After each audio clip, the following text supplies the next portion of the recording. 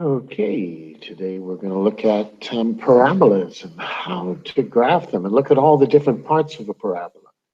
And you remember from grade 10 that when you have a function that's got y equals x to the second power, and then it's a parabola, y equals x squared minus 4x minus 12, you know that that must be parabolic. And maybe you remember that if the number in front of x squared is positive, that's a positive 1 there, then the shape of the graph is concave up. It's a happy parabola. If it's negative, it's concave down. Maybe you remember how to find the y-intercept of any function. You always let x equals 0. So we go back to the function and we let x equals 0. So we go 0 times 0 minus 4 times 0. That's just 0. And all you're left with is what's called the y-intercept. When x is 0, y equals minus 12. Oh, that's the x-intercept, y-intercept. Now the x-intercepts, okay, for x-intercepts, you let y equal 0. So you take the function, you rub out y, and you put a 0, and then you factor this. And we learned how to factor this in grade 9. So what we do is we put down two brackets, an x and an x to get x squared. Now we're looking for two numbers that'll multiply to equal negative 12, but somehow combine to equal minus 4. And it's minus 6 and positive 2. Minus 6 times positive 2, that gives me the minus 12. But minus 6 times x is minus 6x. X times positive 2 is plus 2x. When we go minus 6x plus 2x, we get this minus 4x. Now that it's in its factored form, we can see the solutions. We can see what's going to make this equal to 0. We always take the opposite of these numbers here. We put a 6 in there. 6 minus 6 will make the function equal 0, y equals 0. And if x equals minus 2 plus 2 is 0. Those are called your x-intercepts. On the x-axis, it's 6, and at minus 2.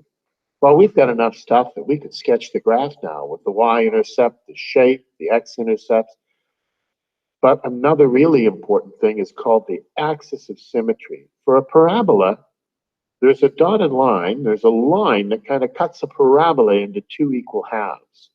It's symmetric about that line. It's called the axis of symmetry because it's symmetric.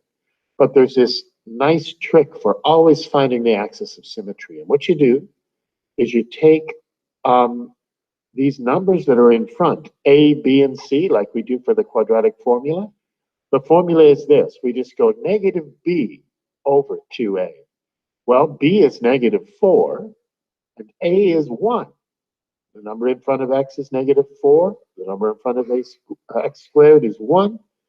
So the negative of b over 2a is the negative of negative 4, which is positive 4, divided by 2 times 1 divided by 2, it's just 2. Well, we're almost all the way there. We've got the axis of symmetry. But there's one more special thing on a parabola, and that's the turning point. The place where the parabola turns around, either the very top or bottom of the parabola. Well, the turning point always happens on the axis of symmetry. So x equals 2 is half of your answer for the turning point. All you do is you've got to find out what y is, and you just take 2 and you put it back into the original function. You go 2 squared minus 4 times 2 minus 12. We could do this in our head or type it out in our calculator exactly like this. 4 minus 8 minus 12 is equal to minus 16. 2 and minus 16 is the turning point. Okay, so now we're going to sketch it. So what I would do is I would put in x equals 2, always equals 2. I'd write in a dotted line like that. Then I'd graph in 6 and minus 2. Then I'd go 2 along and then down minus 16. This is a little out of proportion, but this is a parabola here. So you just connect them in the best kind of parabolic curve you can. You write axis of symmetry there, y there, x there, and you're pretty well finished. Actually, I missed something.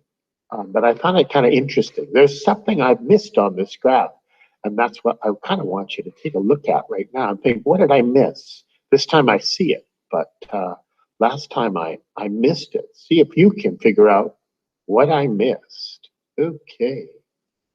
I am now going to stop the recording.